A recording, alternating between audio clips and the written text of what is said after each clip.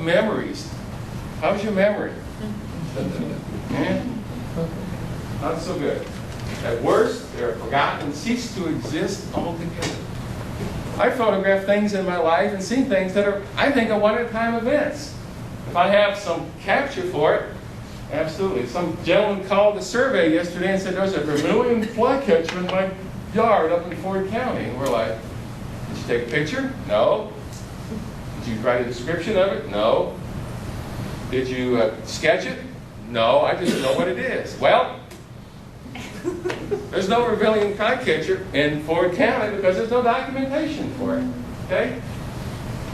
So, what this is about is creating a 21st century core of discovery. And we developed this whole course, we developed the whole concept in conjunction with Joe Scoglin, who was then with the TNC, is now with Illinois Audubon.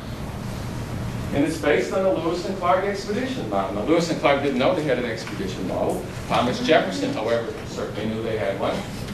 Because he said, you will go out and you will document what you find. And their documentation skills then were German. They didn't have video cameras, they didn't even have photography. So, Lewis wrote a journal, Clark wrote a journal, and 7 other guys wrote a journal. Can you imagine pulling a boat for 14 hours a day up a river, cooking dinner, flogging all those who needed to be flogged? You know? We won't have any flogging here. And then sitting down and writing it all down for the day. I mean, historians call this the writingest crew on record, and these are potent historical documents. They're not great works of literature, they're not great works of art, if you've ever seen them. Lewis was barely, he couldn't spell with the darn. Wasn't a great writer, but historically these are extremely important. Because they documented the West, the things that had never been seen before. Prairie dogs, they sketched, drew prairie dogs. They discovered plants. This is Lewisii, bitterroot, never been seen before, named after. They discovered woodpeckers, all sorts of things, and they documented them. So, our 21st century core of discovery is going to be similar. The only exception is we're not going to go roaming across the entire United States. We're going to sit right here, and we're going to watch things change in front of us. Don't tell me it doesn't change, because the last time we did this, we spent 3 years documenting a what? Cornfield. That was challenging. Right? And now you go over there, and every day there's something new, there's something different, there's something exciting. So the core of discovery is designed to engage a group of people, you, in discovery and aesthetic documentation. Develops new skills or latent skills. How many of you have new skills, latent skills that you don't know you have? Nobody? Good see. Things maybe you haven't done in a while. It's place-based. We need a place to focus on. We're focusing on Emiquon. Enables the development of a total picture of a site. Absolutely. We have, at the survey, we had one of the world authorities on fish, Larry Page. Sue and I had to do a project one year. So we went to his field journal, because we had to do endangered and aquatic plants of rivers. So we figured, well, he'll have all this, information. His journal read. Walked to the river, went through some vegetation, got in the stream. And then there was this long list of fish. Way to go, Larry. He's not here to defend himself, so it's okay. So, we started in 2005 with the Emiquon Core of Discovery, right in this room. The next year we went on to the Cache Core of Discovery in Southern Illinois.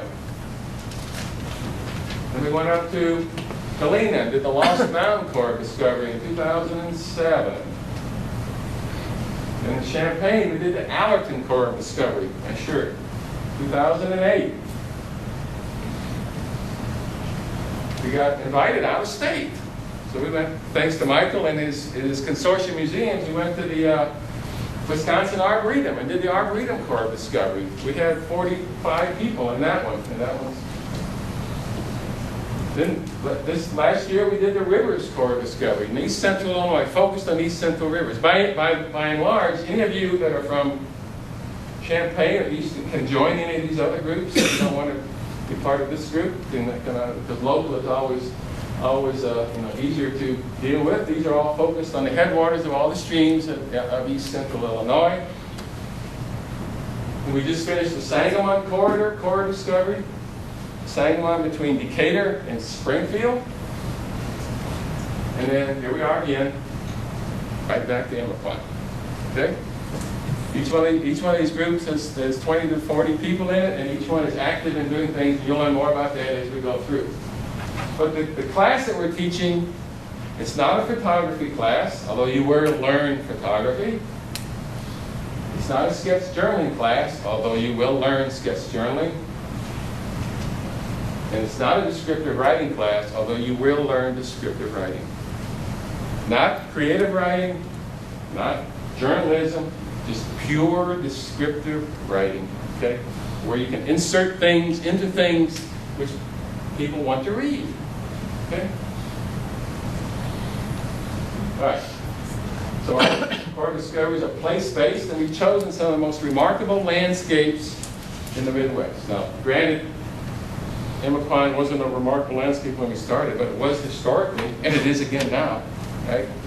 So, and when the landscape inspires you, it makes you want to do things, you know?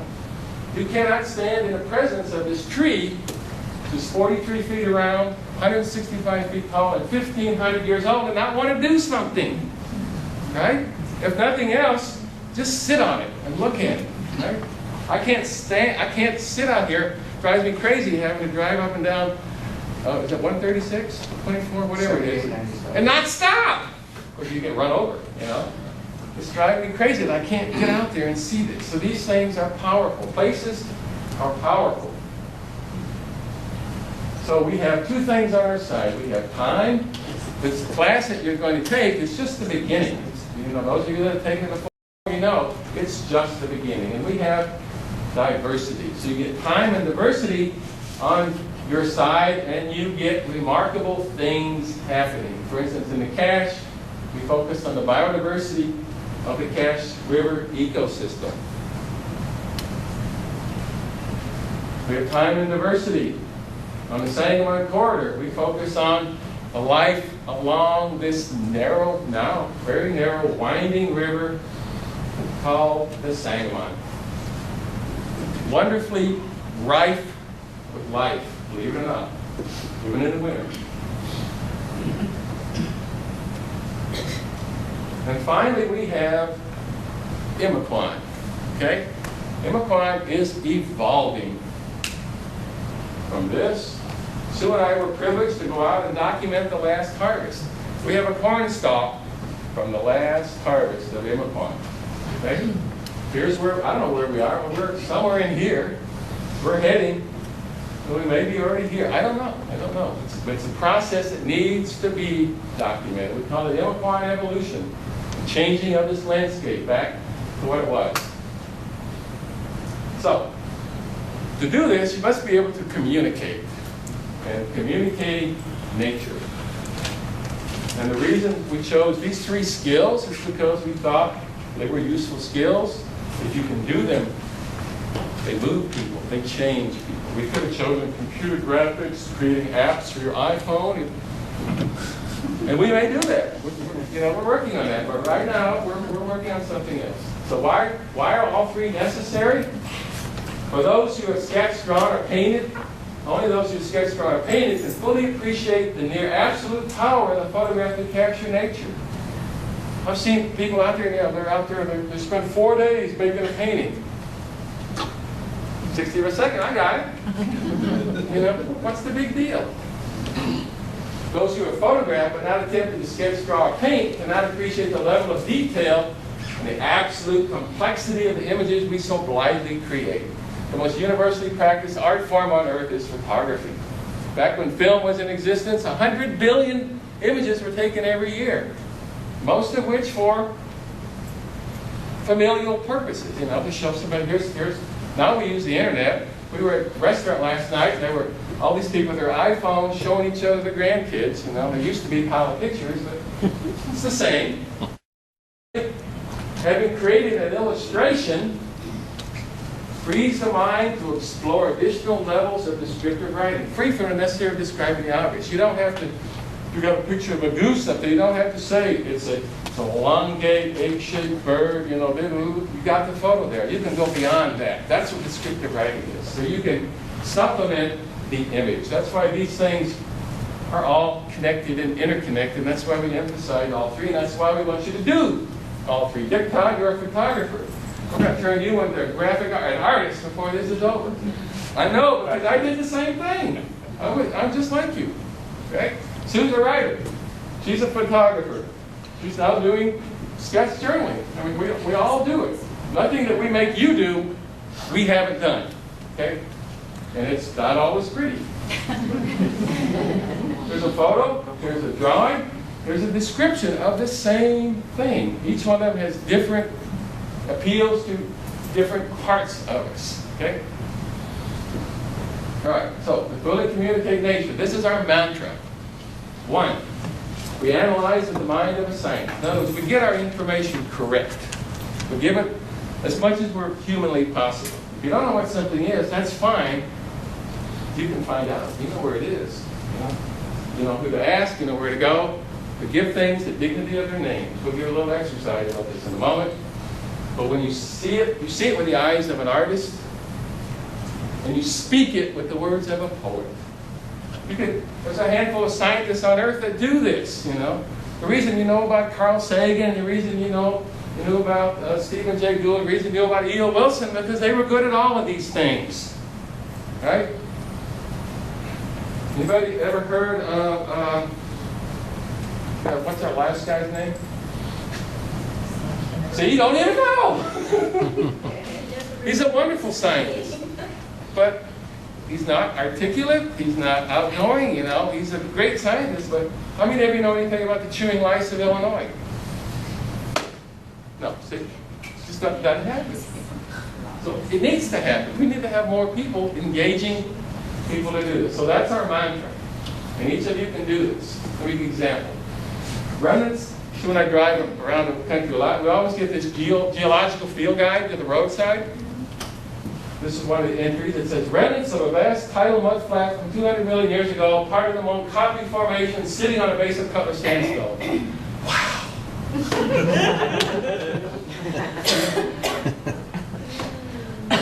Here's what it looked like. Didn't have a picture there. It just said, look left at mile marker 132. And then, here's what Edward Abbey does itself. They wrote about it. He said, emptiness and silence unbroken even by thought, the world of stillness without even a whisper of wind. And that was absolutely true. Absolutely true. Rocks make no noise. Okay? So, you get the picture of what we're about here. So, what we're trying to instill in each of you is the ability to capture an observation. That's all it is. Okay, capture an observation. Last week did up 2 weeks ago at Emiquon. Capture an observation which gives us power. The power to depict something. And the power to depict something in a way that moves someone else. Okay? That's all it's about. So, you have to remember, for something to be incorporated into the human intellect, it must first impact upon the human psyche. Right? There's a lot of distractions around here. I can't go on a field trip. I got to watch my shows on tonight. Some inane, something else. I can't go on a field trip because I got to do my grocery shopping at Walmart. I mean, you got to whack somebody pretty good to get their attention on anything. You know, doesn't matter what it is. Pretty spotted, background night herons, Cache River in the spring. And even a quick journal, a sketch in a journal, it's like, yeah, boy, you took the time to do that. And once you've done that, you've captured an image, then your mind is free to do other things. No, I've got sandhill cranes in Indiana, ancient squawking pterodactyls falling from a chill darkened. That's what it sounded like. That's what it seemed like. Okay?